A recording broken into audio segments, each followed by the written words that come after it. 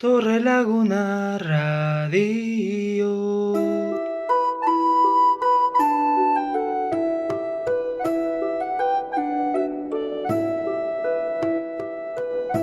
Hola a todos, bienvenidos una vez más a Torrelaguna Radio. Hoy os presentamos una nueva entrega de Historias de la Villa, nuestra sección de historia que en esta ocasión está guiada por la antropóloga e historiadora Rocío Rivas Martínez. Eso es, Carlos. Rocío, que es vecina de Torrelaguna, nos va a hablar de la importante judería que hubo en nuestro municipio entre los siglos XI y XV, el barrio en el que se encontraba, sus edificios más importantes y sus normas de funcionamiento, entre otras cuestiones. Rocío, muy buenas. Hola, encantada Nuria, encantada de estar aquí otra vez con vosotros para hablar un poquito de historia. Si te parece, Rocío, antes de empezar a tratar de la comunidad judía, lo que es en Torrelaguna, nos cuentas brevemente los orígenes de este pueblo en España. Pues para hablar un poquito de lo que son los orígenes en España y en los reinos católicos, tenemos que fijarnos en dos elementos claves. Por un lado, tenemos que acudir a las fuentes documentales y por otro a las fuentes arqueológicas. Si nos vamos a las fuentes documentales, lo que nos dicen autores ya del siglo XV, autores judíos como Abdias en el libro del Profeta, bueno, pues este hombre nos dice que la presencia judía podría datarse en el siglo VI antes de Cristo. Sin embargo, lo que son las fuentes arqueológicas no nos dicen eso y posiblemente estas últimas sean más fiables. Ubican cronológicamente ya a los judíos en el siglo I después de Cristo y sobre todo lo que vemos es que estas fuentes arqueológicas los sitúan aproximadamente en el reino del emperador Vespasiano, en la antigua Roma, y justo en el momento en el que se da la gran diáspora del pueblo judío, con lo cual es mucho más fiable estas últimas fuentes. Y ya, por ejemplo, si vamos y saltamos en el tiempo y nos vamos a la Edad Media, en el periodo visigodo, lo que vemos es que la presencia judía ya en la península ibérica es mucho más tangible y más visible. Por ejemplo, ya tenemos edictos de varios reyes visigodos, como Recaredo, que establece la religión católica como una religión oficial, dejando de lado ya esos judíos que están documentados. O el rey Égica, que por ejemplo ya hay ciertos edictos que son ya negativos para los judíos, en donde se da una confiscación de bienes. Sin embargo, sí es verdad que después, en el siglo X y en el siglo XI, lo que vemos es que esa presencia judía aumenta y va a haber una cierta tolerancia hasta el siglo XIV y siglo XV. Entonces es un poquito esa ubicación del pueblo judío en Castilla, que es donde aquí nos ocupa. Y según sabemos, Rocío, Torrelaguna ya en el siglo XV tenía una judería con aljama. Coméntanos un poquito en qué se diferencian esos dos términos. Pues estos términos es bastante curioso porque sabemos que se daba judería y se daba aljama, pero son términos que generalmente en las fuentes actuales se suelen entremezclar o no se suelen diferenciar. Y, por ejemplo, lo que tenemos en el caso de Torrelaguna es que es interesante de diferenciar y explicar lo que es una judería y lo que es una aljama, porque en Torrelaguna precisamente tenemos lo que es la judería y lo que es la aljama. Por ejemplo, la judería es mucho más fácil de entender para nosotros. Una judería es un barrio donde vive la población judía, que estaría insertada dentro de lo que es el núcleo poblacional, en este caso Torrelaguna, y estaría insertada en esta vida hasta 1480, que es cuando se da el edicto de apartamiento de los judíos, y sabemos que en Torrelaguna pues debió de existir una judería entre los siglos XIII y siglo XIV con una población pequeña y sería algo secundario. Pero sin embargo lo que tenemos es que ya en el siglo XV en Torrelaguna se habla de aljama, es decir, vemos que esa pequeña judería se convierte en aljama. ¿Y qué es una aljama? Que es un término menos conocido.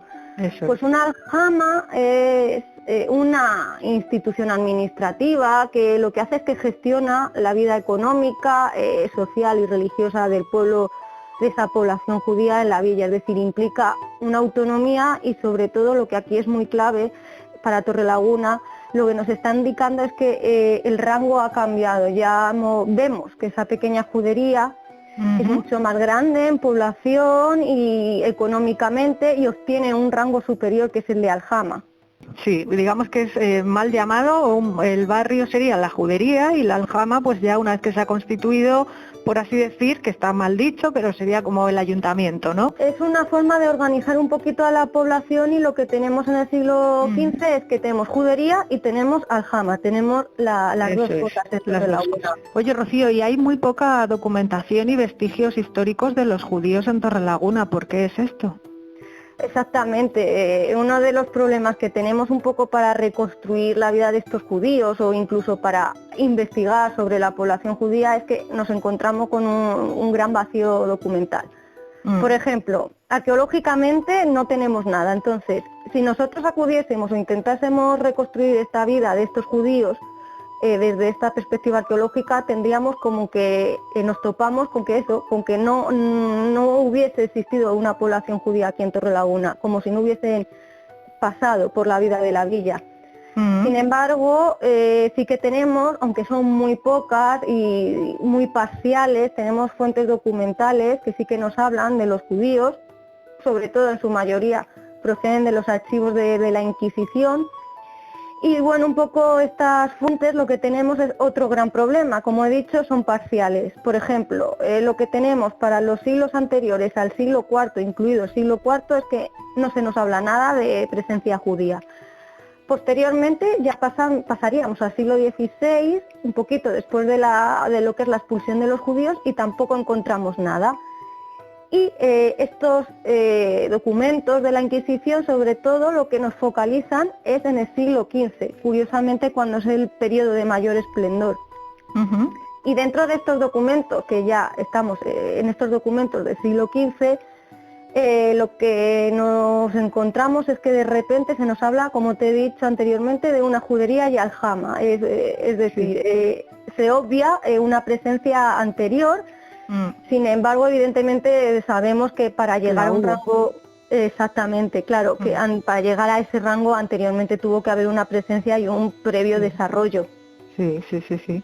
Y según tus estudios, ¿desde cuándo se podría calcular que hubo esa presencia judía en Torrelaguna?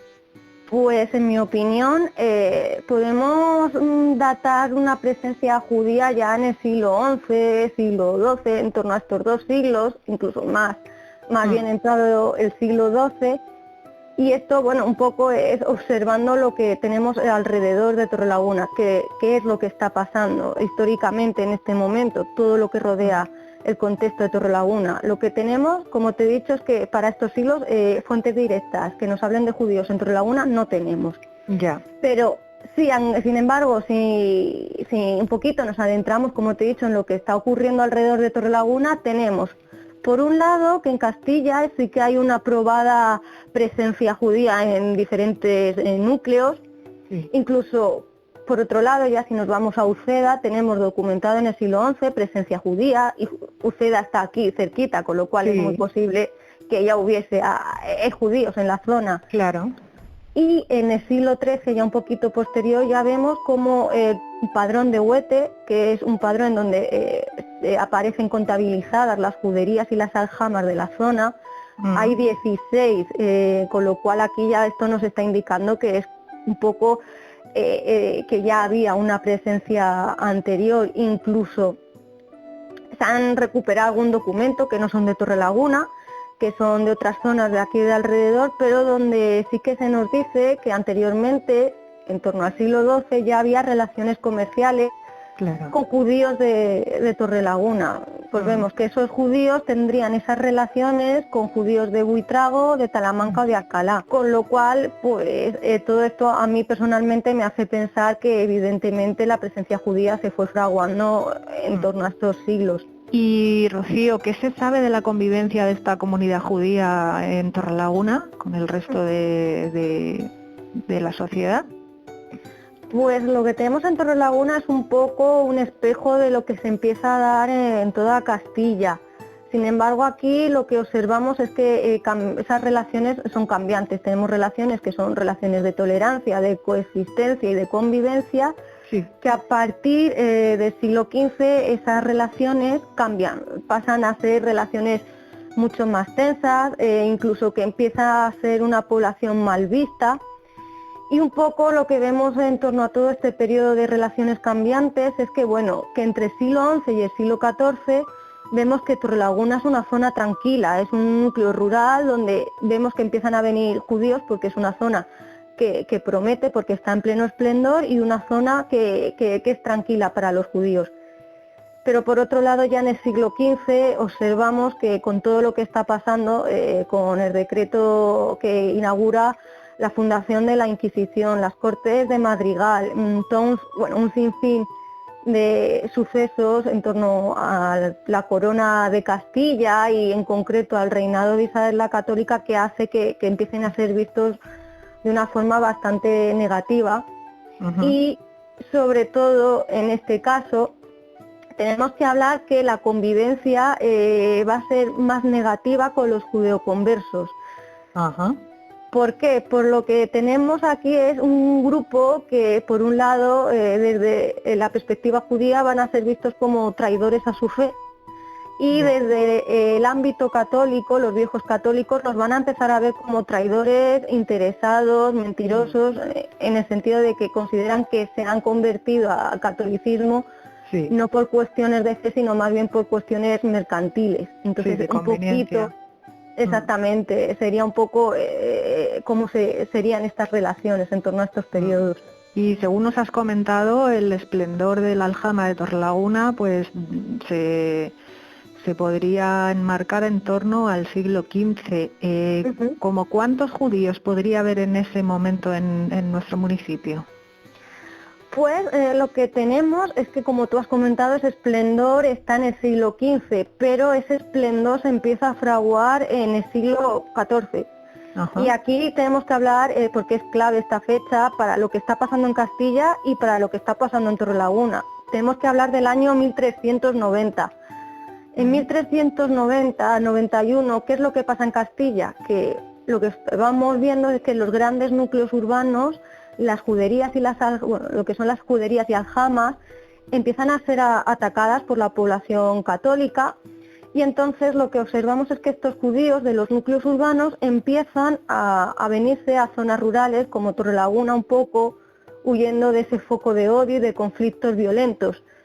Y por otro lado, en Torrelaguna ya lo que observamos es que esta fecha es clave. Un poco la mayoría de la gente sabe que justo este año es en el que Torrelaguna se independiza con respecto de Uceda. No así, eso es que lo tenemos que tener claro, no así del arzobispado de Toledo ni de la corona de Castilla, va a seguir dependiendo de estas dos instituciones. Pero este es el momento que vemos que hay un mayor esplendor. Entonces, ¿qué vemos? Que los judíos empiezan a venir a Torrelaguna porque es eso, una zona en pleno esplendor económico y una zona tranquila, como te he comentado. Con lo cual, todo esto lo que hace es que ya en el siglo XV lo que vemos es una Torrelaguna en pleno esplendor y una población judía también mucho más amplia en cuanto a número. Podemos estar hablando en torno a unos 200 judíos que aproximadamente estarían distribuidos en torno a unas 40 familias. Y para ser más claros, para que lo tengamos de forma más clara, sería una representación de un 10-15% del total de la población de Torrelaguna, que en estos momentos estaba en torno a 2.500 habitantes, que hay que decir que para este periodo es mucha población. ¿Y dónde estaría exactamente ubicado el barrio judío en Torrelaguna? Así, de las zonas de ahora, quiero decir, para que nos hagamos una idea. Pues como te he dicho, son muy pocos los datos que tenemos, pero todo apunta que un poco esta judería podría estar ubicada un poco desde lo que es la actual Plaza Cisneros, hacia la calle Montera, calle Burgos, calle La Estrella, hasta un poquito lo que es calle Santa Fe. Es decir, tenemos que tener en cuenta, sería un barrio que estaría en intramuros, porque Torrelaguna, como sabemos, estaba amurallada. Y al ser una judería con una población tan amplia, al ser ya una judería importante, también hay que tener en cuenta que también tendría una zona de influencia en extramuros. Y teniendo en cuenta dónde se podría ubicar esta judería, pues es muy posible que esa zona de extramuros, de influencia judía, pues estuviese afincada o ubicada en torno a lo que es la calle Marqués de Torrelaguna, calle San Sebastián, calle La Hontanilla o bueno, Travesía de la Paloma. Esa sería más o menos su ubicación. Sí, la zona ya fuera de lo que es la muralla, la zona que está justo Exacto. rodeando, eso es. Exacto, Muy sería bien. justo la zona pegada. Eso es, sí, sí. Y Rocío, cuéntanos un poco cómo era el funcionamiento de la aljama y la relación que podía tener con la corona de Castilla. Pues la relación con la corona de Castilla es un poco lo que te comentaba anteriormente. Estos judíos en principio no tendrían una mala relación con la corona de Castilla, sobre todo en los primeros siglos. Tendríamos una relación buena, incluso tenemos que la corona de Castilla les permitía perfectamente profesar su fe, que gozaban de derechos, incluso que ostentaban cargos públicos, como es el caso aquí en Torrelaguna, que tenemos personajes bastante importantes con bastantes propiedades. Incluso observamos cómo la corona de Castilla en estos siglos X y XI lo deja plasmado en la carta intercristianos y judíos, es decir, observamos que esta relación era buena, era, como he dicho antes, un poco de convivencia e incluso, pues podemos decir que incluso pues de interés. Sin embargo, lo que te he dicho, en el siglo XIV, sobre todo XV, ya previo a la expulsión, esa relación cambia. Vemos como, por ejemplo, muy importante, en 1480 los judíos son apartados, es decir, el barrio es cerrado, y esto lo tenemos documentado en el caso de Torrelaguna, en el proceso inquisitorial de Fernando de Madrid, en donde se nos dice que sí que se había apartado ya a los judíos en 1480, con lo cual a partir de este momento la relación ya no era buena. Y por otro lado, también tenemos que tener muy claro que la relación con la corona de Castilla también era económica. Es decir, estos judíos no vivían tranquilamente en cuanto económicamente hablando a impuestos en Torrelaguna y ya está. No, ellos pagaban un impuesto anual y que era fijo y era lo que se conocía como el impuesto de servicio, medio servicio. Y es muy interesante porque este impuesto lo tenemos documentado aquí en Torrelaguna desde 1464 a 1491. Ya era un impuesto que, como te he dicho, se pagaba, pero este impuesto oscilaba dependiendo del número de población. Y es muy interesante porque este impuesto fue subiendo progresivamente en torno a estos 30 años hasta llegar a 25.000 maravedíes, que era mucho. Sí. Y evidentemente también sabemos que estos impuestos que fue un poco recaudando en este momento Isabel la Católica, pues fueron invertidos en la conquista de Granada. Sí, muy buenas. Hola Carlos, ¿qué tal? Entre los edificios más importantes de la judería de Torrelaguna hay que destacar la carnicería y la sinagoga. Aunque me imagino que por lo que comentabas antes, no tenemos vestigios porque imagino que intentaron borrar cualquier huella, ¿no?, de la comunidad judía. Pero aún así, ¿dónde estarían ubicados? Pues como muy bien has dicho, la gente borró el paso de los judíos por Torrelaguna, pero efectivamente estos dos edificios eran importantes y sí que los tenemos, bueno, documentados, se nos habla, se los nombra. En el caso de la sinagoga tenemos que hablar que la sinagoga es el edificio más importante porque es el núcleo de la vida del barrio judío, es donde se llevan a cabo todos los rituales, todos los actos religiosos, el estudio de la Torá.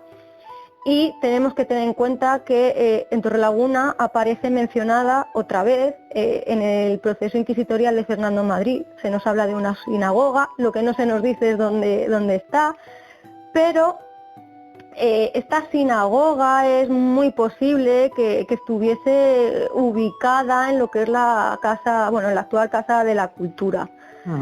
Y es muy posible que estuviese en este sitio porque aunque no nos lo dicen, pero observando y viendo qué es lo que hay alrededor, pues todo apunta a que es este lugar y nos tenemos que centrar en dos cuestiones para hablar de que posiblemente fue este lugar. Por un lado, sabemos que esta sinagoga primero fue mezquita, este lugar, y es muy común en la época que cuando llega a un pueblo arrase el templo del anterior pueblo y levante el suyo. ¿Por qué? Porque es un espacio religioso, entonces esto es bastante común, con lo cual esto puede ser un indicativo. Por otro lado, tenemos que centrarnos y fijarnos en el nombre de la calle en concreto y de lo que es después el hospital, porque sabemos que esta Casa de la Cultura después fue hospital. Y nos encontramos con el nombre Santísima Trinidad. Y este nombre es bastante interesante. ¿Por qué? Porque lo que tenemos es que cuando los judíos son expulsados de los reinos católicos, lo que se hace es limpiar el espacio, de un espacio que previamente para los católicos de la época habían sido un espacio infiel. Con lo cual, ¿cómo se hace eso? Se catoliza el espacio renombrando las calles, y en este caso nos encontramos con calles con nombres vinculados a la religión católica y a santos. Y es curioso porque aquí en Torrelaguna tenemos dos nombres que son muy interesantes, que es precisamente Santísima Trinidad y por otro lado Santa Fe. Y luego, si nos fijamos en lo que nos queda de ese hospital Santísima Trinidad, nos tenemos que centrar en el espacio que encontramos dentro de la Casa de la Cultura, que fue el antiguo patio. Si nos fijamos en ese antiguo patio, observamos que su planta es rectangular. Y estas plantas rectangulares resulta ser muy similar a lo que eran los patios que poseían estos templos, patios en donde se ubicaban las fuentes para los rituales de ablución. Con lo cual es posiblemente que todo apunta a que fuese el lugar de la sinagoga.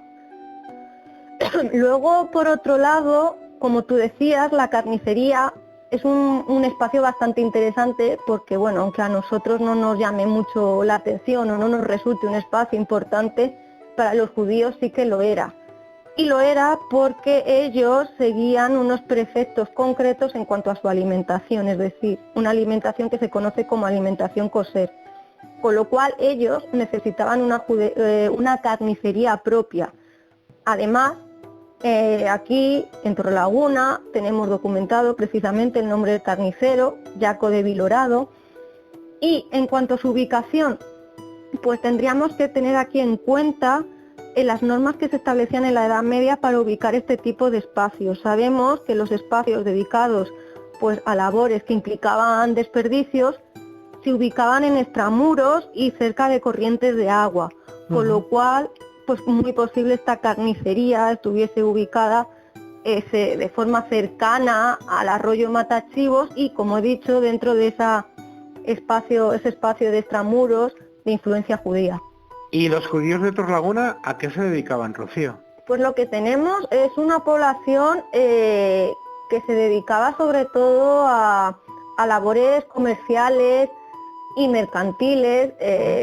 Tenemos un sinfín de profesiones documentadas. Sí es verdad que lo que tenemos es algo muy parcial y estos datos nos los da sobre todo lo que son los archivos de la Inquisición. Y aquí, por ejemplo, tenemos documentados para el siglo XV 10 rabíes, 8 arrendadores, 6 médicos, 5 recaudadores, tejedores, zapateros, sastres, un carnicero. Tenemos un sinfín de profesiones. Sin embargo, es muy interesante, no tenemos documentada a gente que se dedicase a labores agrícolas o del campo, pero evidentemente tuvo que haberlos. Claro. Porque, bueno, en Torrelaguna, como se sabe, precisamente en este momento se vivía, uno de los focos principales económicos de Torrelaguna era el cultivo de la vid, era muy conocido el vino de Torrelaguna y pues evidentemente habría gente que se dedicase a este cultivo de la vid. Claro. Y cuando se decretó la expulsión del pueblo judío, ¿dónde fueron los judíos de Torrelaguna? Pues un poco para hablar lo que es la expulsión de los judíos de Torrelaguna, donde se fueron, tenemos previamente un poquito que centrarnos en lo que está pasando en 1492, así brevemente para que nos ubiquemos.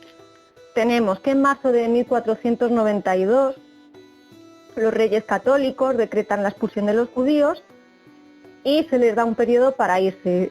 Dentro de este decreto se les establece un periodo como de unos 4 meses para vender sus posesiones, para un poco organizar ese traslado y se les prohíbe ir con bienes. ¿Dónde se van estos judíos? Pues lo que tenemos documentado es que la mayoría se van a Portugal, a Navarra, a Francia, a Países Bajos, a Italia, a Marruecos.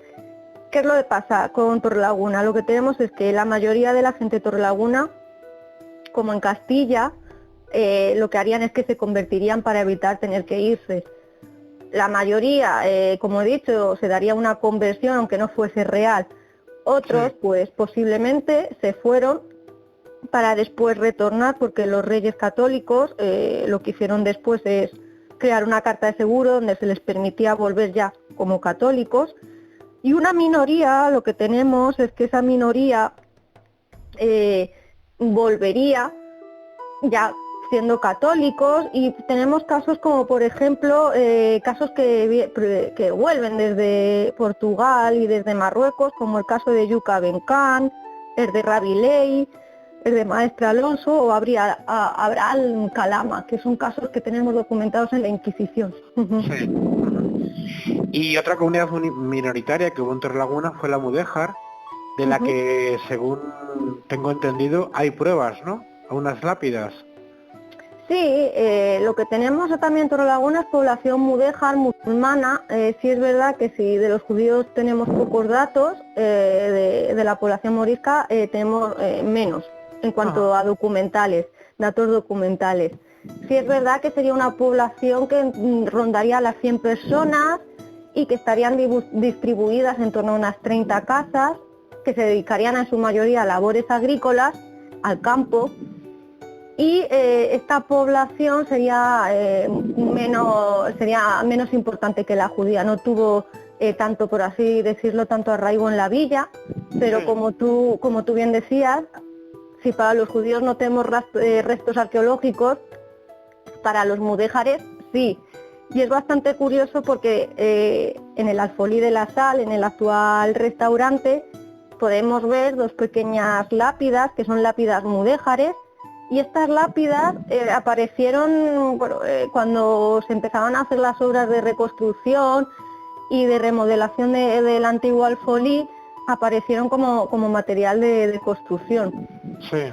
Y bueno, esto lo que nos está indicando es que todos estos espacios, incluido la judería, pues serían desmantelados y utilizados, esos elementos constructivos utilizados como elementos para hacer tu propia construcción, es decir, que fueron canteras.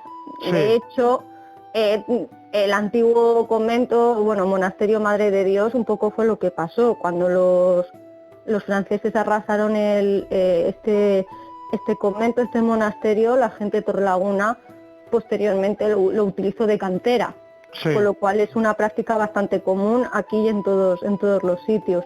Sí. Y la población mudéjar convivió en el tiempo con la población judía, entiendo, ¿no?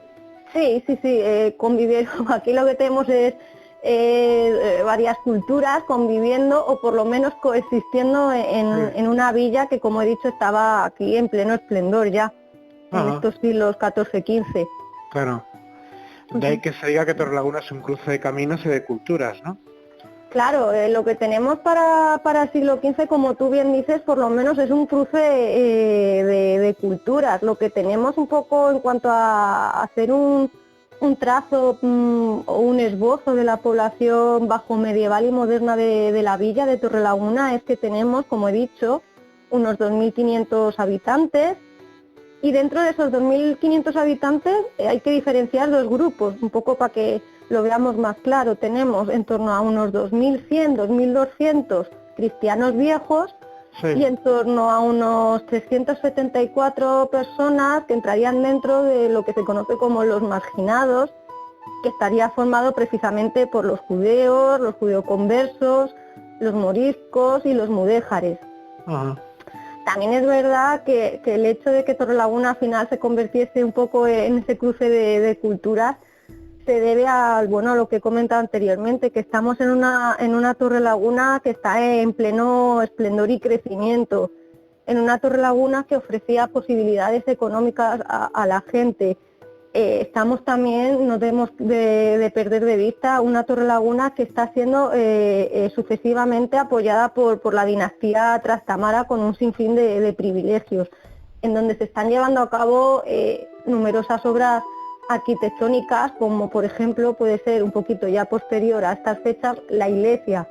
Todo Sí. esto implica trabajo, implica que venga gente, con lo cual lo que vemos es que sería un poco una zona que llamaría a venir gente de todo tipo de religiones o, como tú has dicho, culturas. Estamos en una villa que ya aquí en el Arzobispado de Toledo sería uno de los principales núcleos junto con Toledo y Alcalá. Ajá. Ujú. Qué interesante. No, incluso algún artículo que he leído yo hablan de Torrelaguna como la pequeña Toledo. Exacto, por eso mismo, pues porque hay un sinfín de, bueno, una mezcla de culturas que también hace interesante un poco lo que es la historia de la villa. La pena es que nos queden tan pocos datos y documentos que nos hable de ellos. Bueno, Rocío, súper interesante una vez más todo lo que nos cuentas y te damos las gracias por habernos acompañado en el día de hoy. A vosotros. Muchísimas gracias, Rocío. Un abrazo. Bien, pues hasta aquí nuestro programa de hoy. Recordad que podéis seguirnos en facebook.com/Torrelaguna Radio, YouTube, iVoox y también en Spotify. Un saludo a todos y muchas gracias por escucharnos. Hasta pronto. Torrelaguna Radio.